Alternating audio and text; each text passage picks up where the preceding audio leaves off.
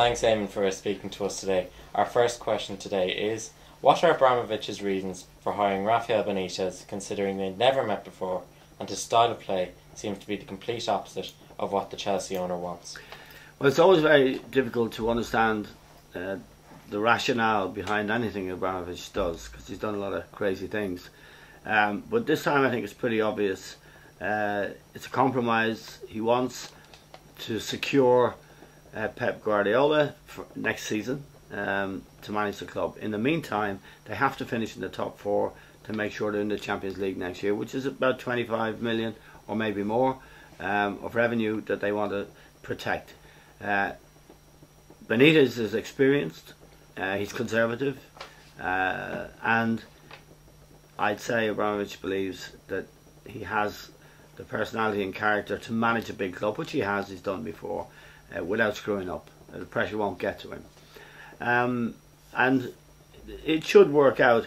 From Benitez's point of view, if Guardiola were to say no, I don't want to come to Chelsea, he might keep the job on a permanent basis. It's a very big club with great resources, and that would be his hope. So it's compromise on both sides. It hasn't started very well, 2 0-0 draws at home, but it's Chelsea has become a bit of a soap opera, and I think in Benitez they have what they consider to be a safe pair of hands, really. So I'd say that's the thinking behind it. Do you think Manchester City can retain the title this season, given that Mancini and Balotelli are at odds and they've flopped in the Champions League yet again? I don't think City will retain the championship, no. I think they're playing poorly, although they're second in the league. I think Manchester United would be hot favourites in my book. A lot will depend on the two matches they play against each other, the two Manchester derbies. But City don't look very convincing in any respect at all. Their Champions League form was very poor, and they're scraping through games in the Premier League, really knocking over the cannon fodder that's in the Premier League, and there's plenty of it. When it comes to the big games against the big clubs, I think City will be found wanting, but the big clubs, are, apart from Manchester United, are struggling as well. So I think City are not going to win the Premier League again. I'd be very surprised if they do. Okay. Lastly, this week's tips. Now, this week's tips. I've got a treble, and I think they'll all win. I'm due a win.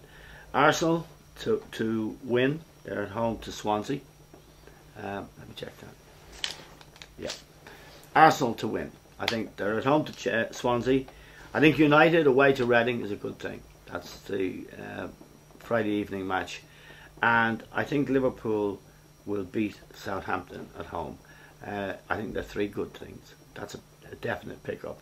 And I've two draws as well. West Brom and Stoke, which is a Midlands derby. Stoke are notoriously hard to beat, draw a lot of matches.